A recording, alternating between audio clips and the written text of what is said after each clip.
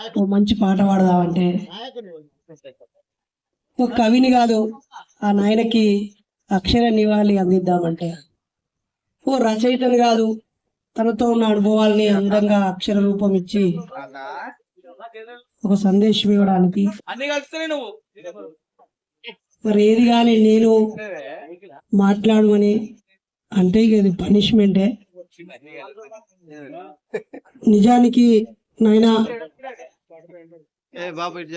నాకు ఆ నాయన తెలియదు, కానీ ఆ నాయన కన్నా ఒక కొడుకు నాకు సోదరుడిగా దొరకడం, నన్ను మతవాదులు కొట్టి జైల్లో పెట్టినాడు.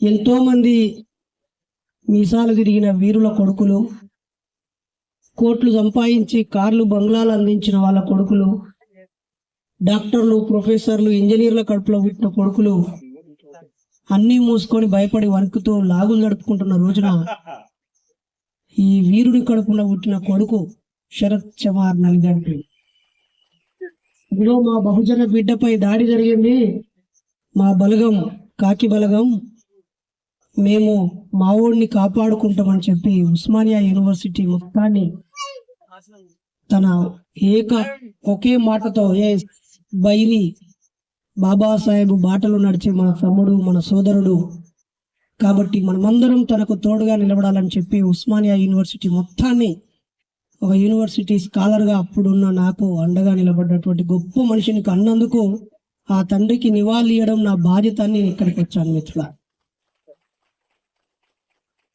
చనిపోయిన రోజు నేను అందుబాటులో లేను. ఆ రోజు కూడా ఒక విగ్రహావిష్కరణకి వక్తగా వెళ్ళాను. చెప్పొద్దంటే అన్నయ్య తప్పుకునే చెప్పిండు, రేపు పొద్దుగాల ఏలేశ్వరం అనే ఊర్లో కార్యక్రమానికి వెళ్ళాలి. అది పెద్ద విషయం కాదు, నేను వెళ్ళాలి కాబట్టి నేను ఫస్ట్ వచ్చిన ఫస్ట్ మాట్లాడి పోతా, నాకు టక్కున మైకీరి అని అడుక్కునే స్వభావం నాది అసలే కాదు. ఆ ఖాళీ కుర్చీలప్పుడు వచ్చి మళ్ళీ అన్నీ అయిపోయినాక కుర్చీలు ఎత్తి పోయే బ్యాచ్ నేను, అందుకే ఏం అడగలేదు. కానీ చాలా గొప్పగా ఒక కొడుకు తండ్రికి ఏ స్థాయిలో నివాళులు అర్పించవచ్చో ఒక దిశా నిర్దేశం చేశాడు శరత్ అన్న. ఏ స్థాయిలకు పెద్ద గోరి కట్టించడో లేకపోతే ఆయన పేరు మీద వేరే ఏమో కార్యక్రమాలు చేసుడో కాదు, ఒక మంచి కొడుకును అంటే చరిత్రలో మిగిలిపోవచ్చు అని ఈ తండ్రి మనకు చెప్పిపోయింది. నిజంగానే ఎమ్మెల్యేలను అన్నారు కొంతమంది, మంత్రులను అన్నారు కొంతమంది, కోటీశ్వర్లను అన్నారు కొంతమంది, కానీ ఈ ఏసయ్య బాబు మాత్రం తన కడుపులో పుట్టిన వాళ్ళలో చరిత్రను సృష్టించే వ్యక్తులను అన్నారు, ఒక ప్రత్యామ్నాయ సంస్కృతిని అందించే వ్యక్తులను అన్నారు, ఒక గాయకులని. ఆ గాయకులు కూడా ఎక్కడ పడితే అక్కడ వాడు, ఎక్కడ పడితే అక్కడ రాసుడు, ఎక్కడ పడితే అక్కడ ఉండు కాదు, ఒక నిబద్ధతతో ఒక సిద్ధాంతం కోసం సమాజ మార్పు కోసం పనిచేసేటువంటి వ్యక్తులను కని చరిత్రలో నిలిచిపోయారు. నిజానికి ఈ మీటింగ్ పెట్టుకోవడానికి కూడా ఇక్కడెక్కడ జాగే లేదు. అలాంటి ఇరుకైన ప్రదేశంలో పుట్టి 8 మంది సంతానాన్ని కాపాడు. నిజంగా ఇప్పుడైతే పెద్ద పెద్ద ఆఫీసర్లే గవర్నమెంట్ ఉద్యోగం ఉన్న వాళ్ళే 3వ సంతానం కనడానికి ఇష్టపడతలేరు, కాదు 2వ సంతానానికి ఇష్టపడతలేరు. ఒక్కరే చాలు, ఎవరు చేస్తారు, ఎవరు చదివిస్తారు, ఎవరు వాళ్ళ కష్ట సుఖాలు చూస్తారని చెప్పి ఒక్కరిని కానీ ఆపేస్తున్నారు. ఆ రోజుల్లో కష్టాన్ని నమ్ముకున్న రోజుల్లో కూడా నవ్వుతూ 8 మందిని పోషించినటువంటి ఒక గొప్ప మార్గ చరిత్ర ఇది. కానీ ఈ రోజులలో 2 పిల్లల్ని 3 పిల్లల్ని కంటే కూడా ఆ పిల్లలను కూడా చక్కగా చూస్తలేరు.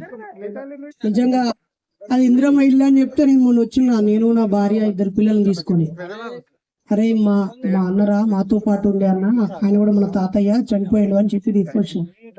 ఇందిరమ్మ ఇల్లు అన్నారు, ఎప్పుడో 1964లో కట్టిన ఇల్లు, అప్పటి నుంచి అదే ఇల్లు, కానీ ఇల్లు నిర్మాణం కాలే, లేదా ఈ పక్కన ఇంకో మంచి ఖరీదైన ఫ్లాట్ కొనుక్కోలే, అందమైన పాలరాతి బండలేమి లేవు, ఓ పక్కన మాత్రం కొంచెం ఎక్స్టెన్షన్ చేస్తూ రేకులు వేస్తున్నారు అంతే.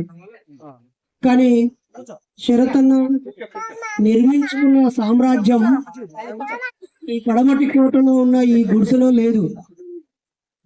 ఎల్లలు లేని ప్రపంచాన్ని నిర్మించుకున్నాడు అన్న తన పాటతో, తన మాటతో, తన రచనతో. ఈ దేశం మొత్తానికి ఒక ఉద్యమ దిక్సూచినిచ్చే ఉద్యమ కేంద్రంగా ఉస్మానియా యూనివర్సిటీని ఎంచుకున్నాడు. పెరియార్ అంటే భయపడుతున్నటువంటి వాళ్ళందరికీ అరే ఆయనరా మా తాత అని చెప్పి తెల్లని పంచాలేసి నల్లని చొక్కాలేసి వందలాది మందిని ఆర్ట్స్ కాలేజీ ముందు నిలబెట్టి మా మూలవాసుల వారసులం మేము, బిడ్డ మనువాదులారా మీకు ఖచ్చితంగా గోరి కడతాం మేమే మీకు అని చెప్పి ఒక చరిత్రనిచ్చాడు. అలాగే ఇందాక అంటూ ఫంక్షన్ అయితే మరి వారసత్వము సనాతనం అంటే అనేక సంవత్సరాలుగా కొనసాగేది, పూర్వం నుంచి ఇప్పుడు కొనసాగేది సనాతనం అనుకుంటే, మరి పూర్వం మనలో ఎవరైనా చచ్చిపోతే గుడ్లు కోసుకునేది కదా, ఆ సనాతన ధర్మం ఇప్పుడు అదా? సనాతన ధర్మం అనేటువంటి వాళ్ళందరిని అడుగుతున్నాం, అయ్యా పురాతనం నుండి వచ్చేటువంటి వారసత్వము సంస్కృతి సాంప్రదాయం మా గొప్ప సంస్కృతి ఉండాలంటారు.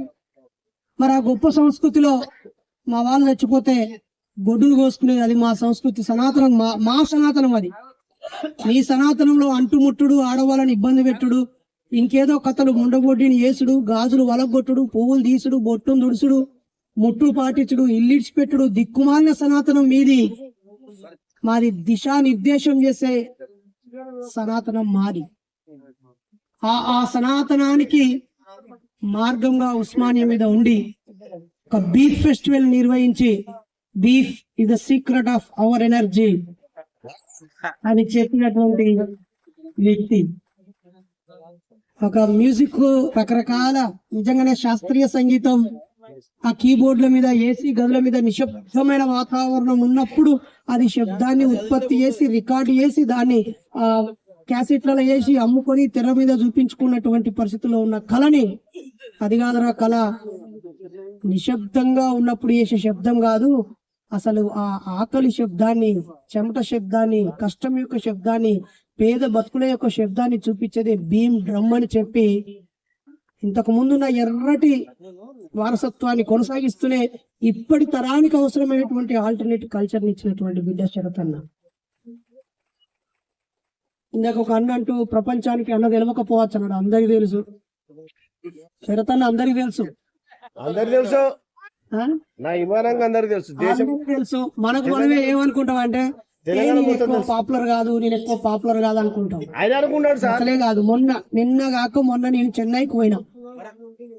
Chennai central Egmore railway station నుంచి సెంట్రల్ కి పోతా అంటే ఆడవుడు బైక్ వేసుకొని నన్ను క్రాస్ చేసి వచ్చి ఆపండి. మేమైనా రూల్ తప్పిన వాడిని కొడతాడా తిడతాడా ఏందని బిక్కు బిక్కు అని చూస్తే అన్న జైన్ సాన్ అన్నాడు. అబ్బా జైన్ సాన్ అని అంటే బరాబర్ మనోడే. జైన్ సాన్ అనే పదం కొత్తది కదా. జైన్ సార్ అన్న, నేను తమిళ, నాకు తెలుగు వచ్చు, నేను ఎప్పుడు తెలుగు రాష్ట్రాలకు రాలేదు, కానీ ఆ తెలంగాణ పాటలు అంటే నాకు చాలా ఇష్టం, మీ మాటలంటే మాకు ఇష్టం, మీరు బయలుదేరేసి కదా అని చెప్పిండు. అంటే శరత్ అన్న తెలియనోడు ఎవడు ఉండడు. తెలుగు తెలిసిన వాళ్ళందరికీ శరత్ అన్న తెలుసు, కోరుకొండ బుచ్చన్న తెలుసు, యోచన అన్న తెలుసు, మిట్టపల్లి అందరు తెలుసు. కాకపోతే మీ పాటలు తెలుసు కానీ ఆ పాటకు మీ ముఖాలు తక్కువ లైట్ వెలిగాయి. ఎక్కువ సార్లు ఒకటికి 10 సార్లు కనిపిస్తేనేమో అరే ఈ పాట ఈ అన్నదే, ఇది యోచన అన్నది, ఇది బాబ్జన్న వాడిండు, ఇది బీకే అన్నది, ఇది గోల్కొండ బుచ్చ అన్నది, ఇది వేలే ప్రసాద్ అన్నది అని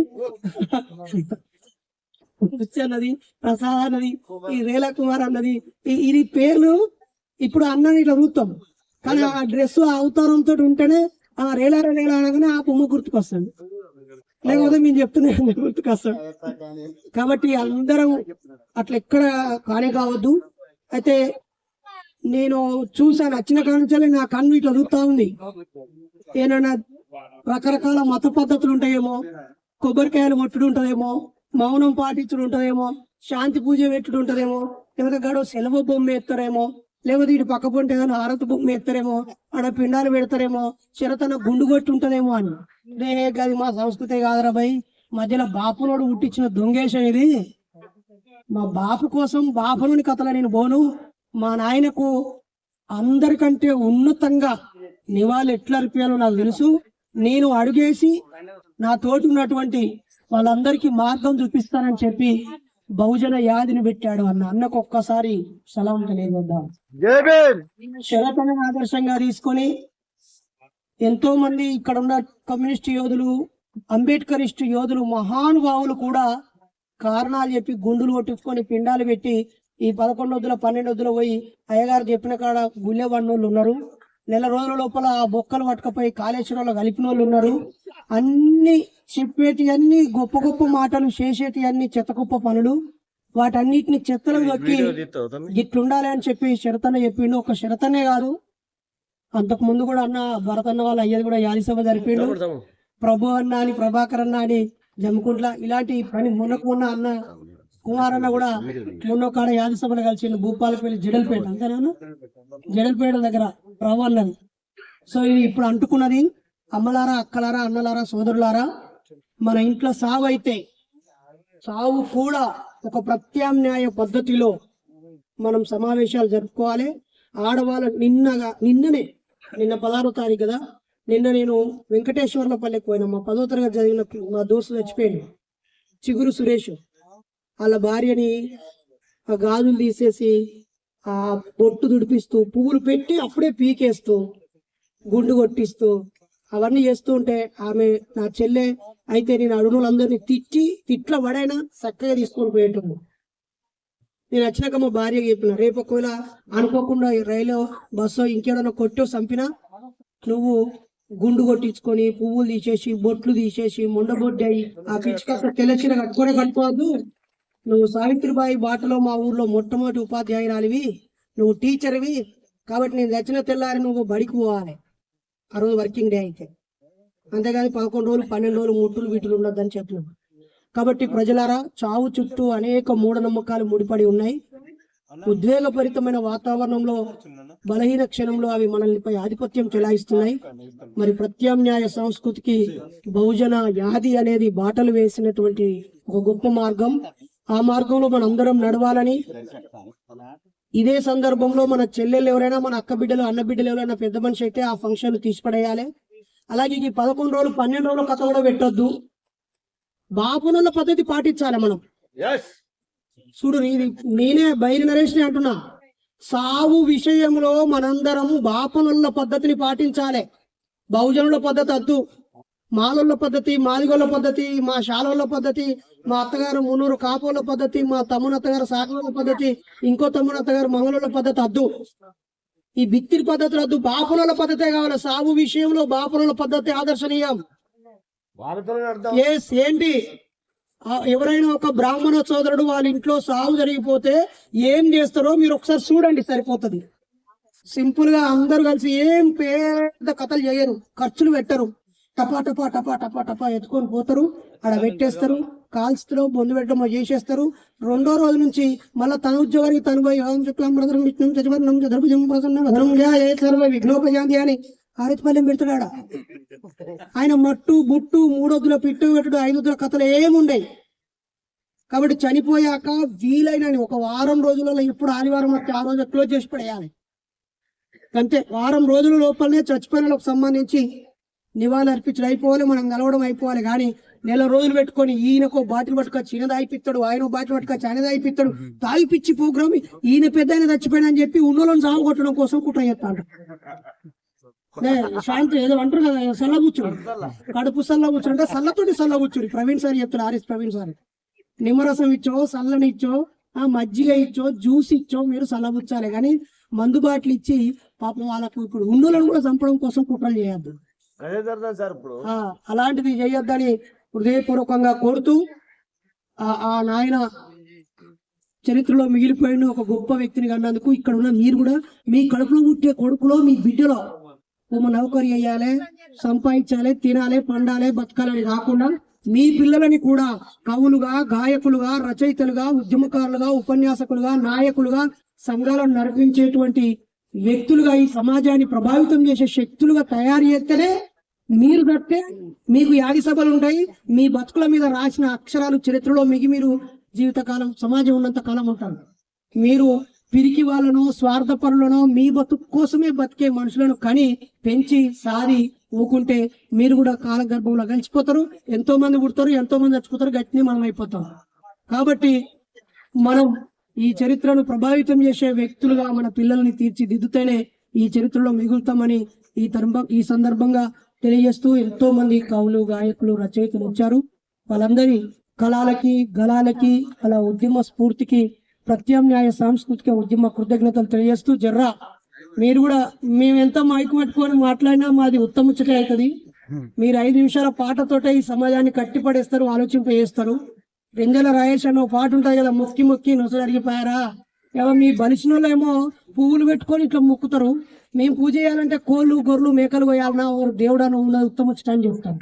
అట్లనే మా కవులు, గాయకులు కూడా మూఢనమ్మకాల పైన, కుల నిర్మూలన పైన, ప్రత్యామ్నాయ సంస్కృతి పైన ఇంకా ఇంకా కళలను కదిలించి మంచి పాటలు అందించాలని వాళ్ళని రిక్వెస్ట్ చేస్తూ, ఏసై బాబుకి జోహార్లు అందిస్తూ, ప్రత్యామ్నాయ సంస్కృతి వారధులుగా ఉన్నటువంటి కళాకారులందరికీ తలవంచి ఉద్యమ కృతజ్ఞతలు తెలియజేస్తూ, శరత్ అన్నకు థ్యాంక్ యూ సో మచ్ అన్న.